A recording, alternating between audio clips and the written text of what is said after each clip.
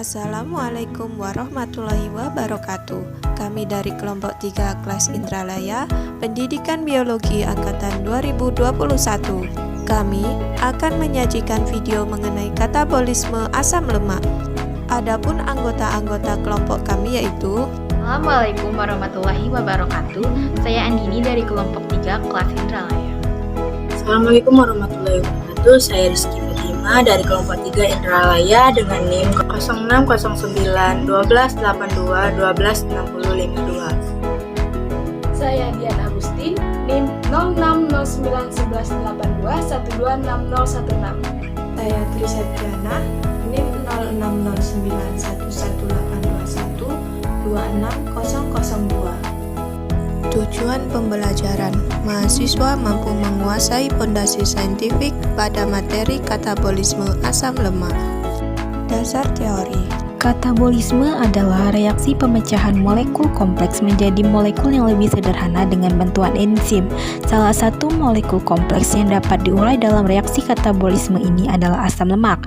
Sebelum asam lemak dioksidasi, asam lemak mengalami dua tahapan, yaitu aktivasi dan transport ke mitokondria.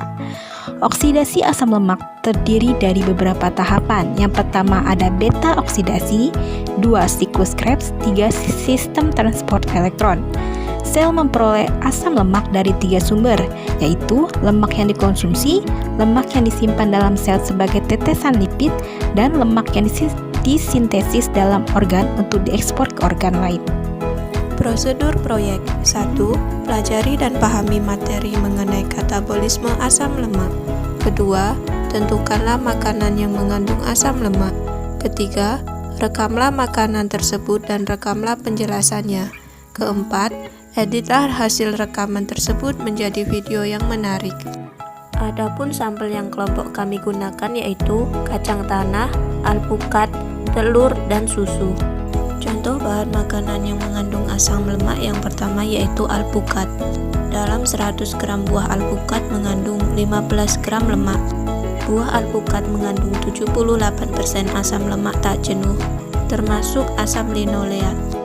Contoh yang kedua yaitu kacang tanah. Dalam 100 gram kacang tanah kering mengandung lemak total sebanyak 49 gram.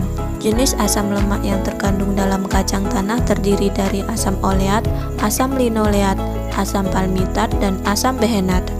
Selanjutnya ada telur. Dalam 100 gram telur mengandung 11 gram lemak. Jenis asam lemak yang terkandung dalam telur meliputi asam linoleat, DHA, dan EPA. Terakhir ada susu. Dalam 100 gram susu mengandung 1 gram lemak. Kandungan asam lemak pada susu yaitu asam miristat, asam palmitat, dan asam stearat. Untuk menguji kandungan lemak pada bahan makanan dapat dilakukan melalui 3 cara, diantaranya Uji deteksi kandungan lemak. Pada uji ini dapat dilakukan dengan menggunakan kertas minyak. Jika makanan yang diletakkan di atas kertas minyak mengubah warna kertas minyak menjadi transparan, maka bahan makanan tersebut mengandung lemak. Uji kelarutan. Uji ini dapat dilakukan dengan mencampurkan bahan makanan dengan sejumlah larutan nonpolar seperti alkohol, eter, atau NaOH. Jika larutan tersebut homogen, maka bahan makanan tersebut positif mengandung lemak.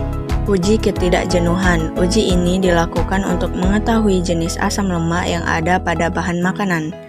Uji ini dilakukan dengan penambahan larutan kloroform pada bahan makanan. Jika terjadi reaksi perubahan warna dan terdapat ikatan rangkap, maka termasuk asam lemak tak jenuh. Sebaliknya, jika tidak ada perubahan warna dan tidak terjadi ikatan rangkap, maka merupakan asam lemak tak jenuh. tahap yang pertama yaitu aktivasi. Pada tahap ini, asil koasentiase akan mengkatalisis pembentukan ikatan tioester antara gugus karboksil asam lemak dan gugus tiol koenzim A untuk menghasilkan asil lemak CoA. Pada tahap ini membutuhkan satu molekul ATP. ATP akan mengalami penguraian menghasilkan AMP dan pirofosfat anorganik. Tahapan yang kedua yaitu transport asam lemak ke mitokondria. Asil lemak CoA tidak dapat menembus dinding dalam mitokondria, tetapi enzim karnitin asil transferase 1 mengkatalisis sehingga asil lemak CoA dapat menembus membran dalam dan menuju matriks mitokondria. Proses masuknya gugus asil lemak secara enzimatik dengan memindahkan asil dari karnitin menuju CoA di dalam mitokondria oleh asil karnitin transferase 2. Tahap beta oksidasi asam lemak. Pada tahap ini terdapat 4 reaksi yang terlibat, yaitu dehidrogenase 1, hidrasi, dehidrogenase 2, dan tiolasi. Masing-masing reaksi terdapat enzim yang terlibat. Satu siklus beta oksidasi akan dihasilkan 1 NADH2, 1 FADH2, dan 1 asetil CoA. Apabila asam palmitat memasuki siklus ini, di mana asam palmitat terdiri dari 16 atom karbon, sehingga asam palmitat akan melalui 7 kali lintasan. Dengan demikian, dihasilkan 7 NADH2, 7 FADH2, dan 8 asetil CoA. Tahap siklus Krebs. Pada tahap ini, gugus asetil dari asetil CoA dioksidasi menjadi CO2. Dalam siklus Krebs, terdapat 8 asetil CoA yang berasal dari tahap beta oksidasi yang masuk dalam siklus Krebs. Dengan demikian, dari 8 asetil CoA akan menghasilkan 8 ATP, 24 NADH2, 8 FADH2, dan 16 CO2. Tahapan yang ketiga yaitu sistem transport elektron. 2 tahap pertama oksidasi asam lemak menghasilkan pembawa elektron tereduksi NADH2 dan FADH2 yang pada tahap ketiga menyumbangkan elektron ke rantai respirasi mitokondria, di mana elektron berpindah ke oksigen dengan fosforilasi dan bersamaan dari ADP menjadi ATP. Perolahan ATP dalam katabolisme asam lemak. Oksidasi asam palmitat menghasilkan 7 NADH plus 7 FADH2 plus 8 asetil CoA dalam 7 siklus oksidasi beta mitokondria. Setiap asetil CoA menghasilkan 3 NADH plus 1 FADH2 dan 1 GTP selama siklus Krebs. Mengingat produk rata-rata 3 ATP per NADH dan 2 ATP per FADH2 menggunakan rantai pernapasan, maka didapat 131 molekul ATP. Tapi, 1 molekul ATP sudah digunakan untuk aktivasi awal setiap asam lemak yang akan dioksidasi di mitokondria. Jadi, hasil bersihnya adalah 130 ATP. Beberapa jenis asam lemak jenuh yaitu asam butirat, asam palmitat, asam stearat, dan asam laurat. Dan beberapa contoh asam lemak tak jenuh yaitu asam palmit oleat, asam oleat, asam linoleat, dan asam linolenat.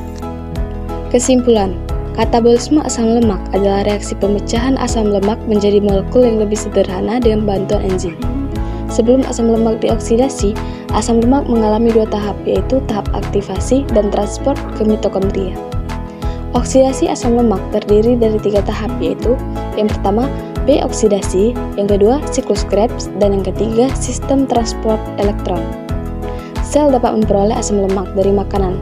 Banyak makanan yang mengandung asam lemak, contohnya saja kacang tanah, alpukat, telur, dan susu. Sekian video dari kelompok kami. Kami ucapkan terima kasih. Wassalamualaikum warahmatullahi wabarakatuh.